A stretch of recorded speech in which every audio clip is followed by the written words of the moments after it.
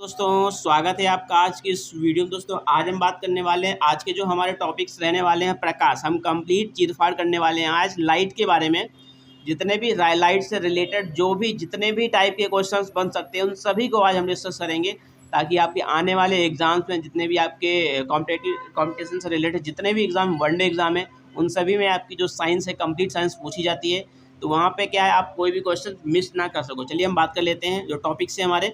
हम टॉपिक के बारे में पहले बात लाइट के बारे में कंप्लीट हम बात करेंगे, साथ ही साथ हम प्रकाश का जो वेग होता है वो क्या होता है, प्रकाश का सरल रेखीय गमन क्या होता है, सूची छिद्र कैमरा क्या होता है उसके बारे में बात करेंगे, और साथ ही साथ हम प्रक्षाप्या एवं उपछाया क्या होती है, ठीक है, मतलब क्या होता है अम्ब्रेला एंड पेनम्ब्रा क्या होती है, इसके बारे में हम कंप्लीट डिटेल करेंगे। और साथ ही साथ हम एक बेहतरीन महत्वपूर्ण टॉपिक भी करेंगे जो हम बोलते हैं इक्लिप्स, मतलब सूर्य ग्रहण कब लगता है, क्या होता है और कौन सी दिन लगता है, और चंद्र ग्रहण क्या होता है, इन सभी के बारे में हम कंप्लीट डिटेल में बात करेंगे। तो चलिए हम बात कर लेते हैं आज प्रकाश के बारे में, ठीक है।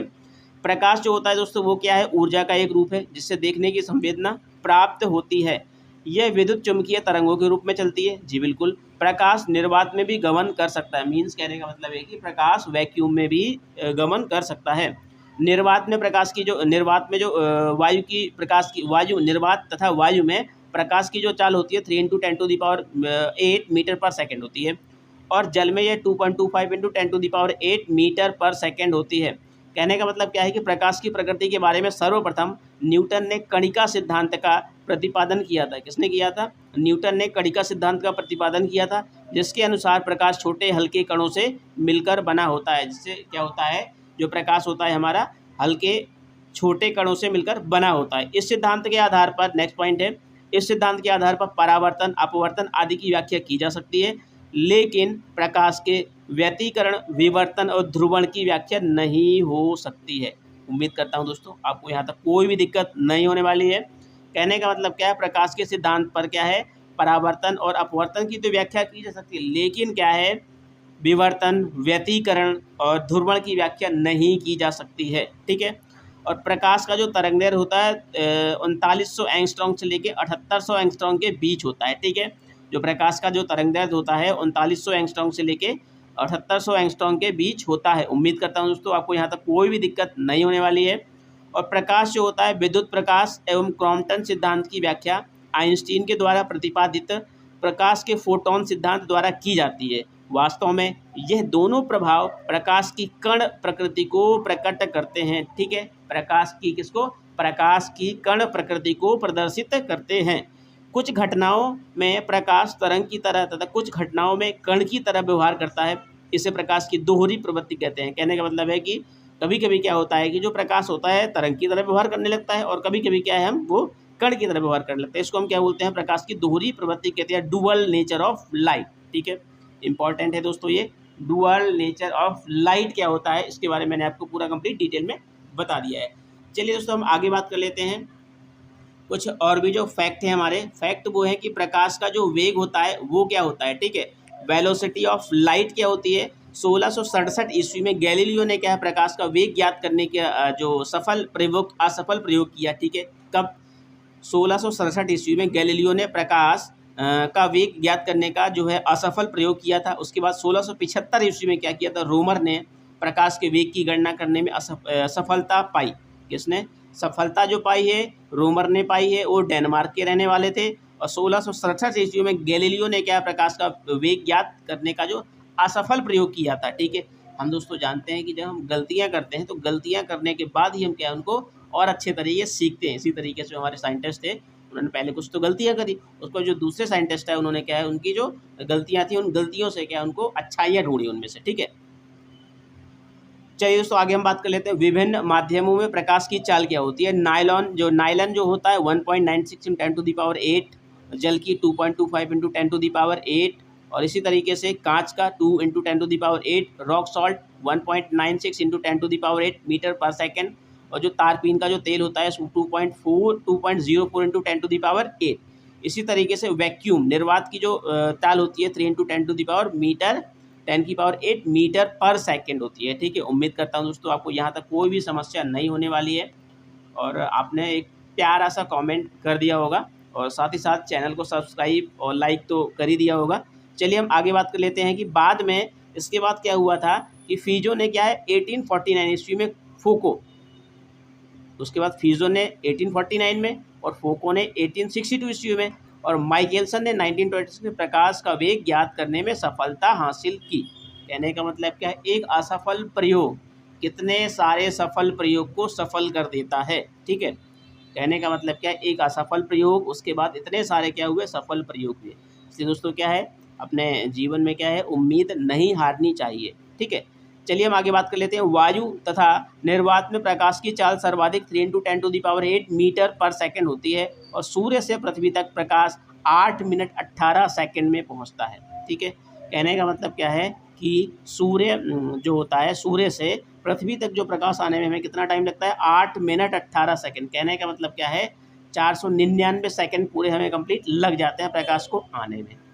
चलिए आगे हम बात कर लेते हैं। चंद्रमा से परावर्तित प्रकाश को पृथ्वी तक आने में 1.3 सेकंड का समय लगता है। ठीक है, कितना लगता है, 8 मिनट 18 सेकंड तो सूर्य से लगता है, सूर्य से आने में, और चंद्रमा से आने में कितना लगता है, 1.3 सेकंड का समय लगता है। और जिस माध्यम का अपवर्तनांक म्यू जितना अधिक होता है, प्रकाश की चाल उतनी ही कम होती है। ठीक है, कहने का मतलब क्या, प्रकाश की चाल C इक्वल क्या हो जाएगा, 1/μ। C क्या हो जाएगा, 1/μ। तो कहने का मतलब क्या है कि निर्वात में प्रकाश की चाल अपॉन म्यू। ठीक है, उम्मीद करता हूँ दोस्तों आपको यहाँ तक कोई भी समस्या नहीं होने वाली है। तो चलिए हम आगे बात कर लेते हैं कुछ पॉइंट्स। प्रकाश का जो सरल रेखीय गमन किस तरीके से होता है। समान माध्यमों मीन्स घनत्व हर भाग में बराबर होना चाहिए, में प्रकाश की किरणें सरल रेखाओं में चलती हैं। उपर्युक्त को प्रकाश का सरल रेखीय गमन कहते हैं। विभिन्न प्रकाश की छायाओं का बनना, सूर्य ग्रहण, चंद्र ग्रहण तथा सूची छिद्र कैमरे में उल्टा चित्र का बनना भी क्या है, प्रकाश तरंगों के सरल रेखीय गमन के कारण ही संभव हो पाता है। उम्मीद करता हूं दोस्तों आपको यहाँ तक कोई भी दिक्कत नहीं होने वाली है। तो चलिए हम बात कर लेते हैं कि सूची छिद्र कैमरा क्या होता है। हालांकि इसके पहले मैंने आपको बताया था कि आज हम हमारे जो टॉपिक्स हैं वो पढ़ेंगे, सूची छिद्र कैमरा भी आज डिस्कस करेंगे, और साथ ही साथ हम प्रक्षाप्या और उपछाया ये भी हम डिस्कस करेंगे। तो चलिए हम बात कर लेते हैं सूची छिद्र कैमरे के बारे में। ठीक है, इसमें होता क्या है दोस्तों, इसमें एक लकड़ी का एक आयताकार बॉक्स होता है जिसकी भीतरी दीवारें काले रंग में रंगी होती हैं। सामने वाली दीवार के ठीक मध्य में सूर्य के नोक के बराबर एक छिद्र रहता है और पीछे वाली दीवार घिसे शीशे अथवा तेल लगी कागज की बनी होती है। जब हम कैमरे के सामने कोई वस्तु रखते हैं तो उस वस्तु का उल्टा प्रतिबिंब जो होता है कैमरे के पीछे वाली दीवार पर बनता है। मीन्स वस्तु के ऊपरी भाग से निकलने वाली किरणें सीधी रेखा में चलकर पीछे वाली दीवार के निचले भाग में आती हैं और वस्तु के निचले भाग से निकलने वाली किरणें जो होती है पीछे वाली दीवार के ऊपरी भाग में आती है। कहने का मतलब क्या है दोस्तों, इस तरीके से वस्तु का जो प्रतिबिंब होगा यहाँ पे बनेगा और यहाँ से जो जाएगी फिर यहाँ पे जाएगी, फिर यहाँ पे जाएगी, यहाँ से टकराएगी, फिर वापस इस तरफ आएगी। ठीक है, इसको हम क्या बोलते हैं दोस्तों, सूची छिद्र कैमरा। उम्मीद करता हूँ दोस्तों आपको यहाँ तक कोई भी समस्या नहीं होगी। तो चलिए हम आगे बात कर लेते हैं।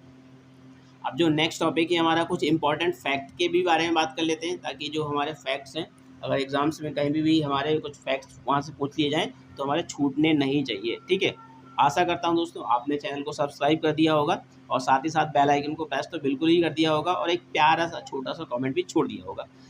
अगर हम इंपॉर्टेंट फैक्ट के बारे में बात करें तो सर्वप्रथम क्या है, न्यूटन ने क्या बताया था कि श्वेत प्रकाश सभी रंगों के प्रकाश से मिलकर बना हुआ होता है। न्यूटन ने बताया था कि प्रकाश जो होता है अत्यंत सूक्ष्म कणों का बना होता है और वह सीधी रेखा में गमन करता है। ठीक है, और भौतिक शास्त्री हाइजेन ने प्रकाश का तरंग सिद्धांत दिया। इसने बताया कि प्रकाश तरंगों से बना होता है।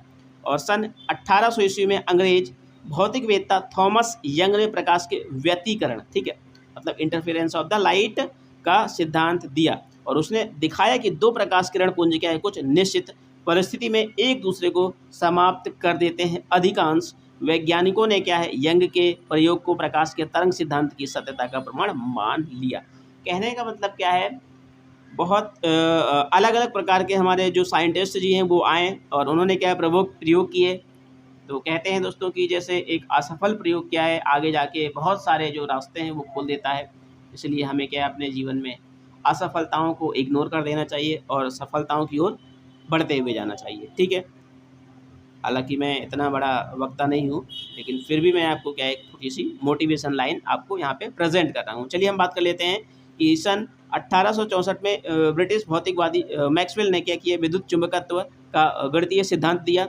इस सिद्धांत के अनुसार विद्युत क्षेत्र और चुंबकीय क्षेत्र के बदलते स्वरूप के कारण जो प्रभाव उत्पन्न होता है वही तरंगों की गति के लिए उत्तरदायी होता है। मैक्सवेल तरंग संबंधी इस सिद्धांत के गणितीय गुण प्रकाश के लिए आकलित गुणों से मिलते थे। कहने का मतलब क्या है, उनके जो गुण थे आंकड़ित गुणों से मिलते थे। मैक्सवेल तरंग संबंधी जो इस सिद्धांत के जो गणितीय गुण थे उनसे मिलते थे मैक्सवेल से। और कंपन कर रहे विद्युतीय आवेशों द्वारा जो प्रकाश उत्पन्न होता है वह परमाणु में उपस्थित विद्युत आवेश ही है। और मैक्सवेल के इस कार्य से प्रकाश के तरंग स्वरूप की ओर मान्यता मिली।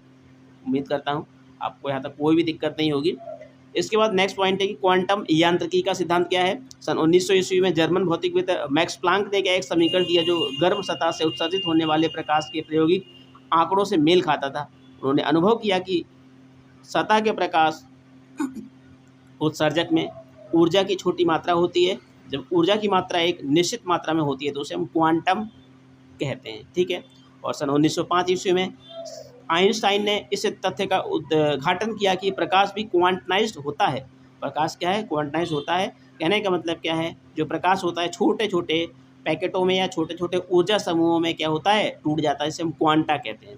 और प्रकाश की ऊर्जा समूह क्वांटाइज्ड ऊर्जा की परिकल्पना से उसके कण होने का प्रमाण प्राप्त होता है। प्रकाश के इन कणों को हम क्या फोटोन कहते हैं, ठीक है। उम्मीद करता हूँ दोस्तों आपको यहाँ तक कोई भी दिक्कत नहीं होगी। तो हम नेक्स्ट वीडियो में हम बात करेंगे कि जो प्रच्छाया होती है, उपच्छाया होती है, वो क्या होती है। साथ ही साथ सूर्य ग्रहण कैसे लगता है, चंद्र ग्रहण कैसे लगता है। दोस्तों मिलते हैं नेक्स्ट वीडियो में। उम्मीद करता हूँ आपको यहाँ तक कोई भी समस्या नहीं होगी। तो मिलते हैं दोस्तों नेक्स्ट वीडियो में। Thanks for watching. जय हिंद।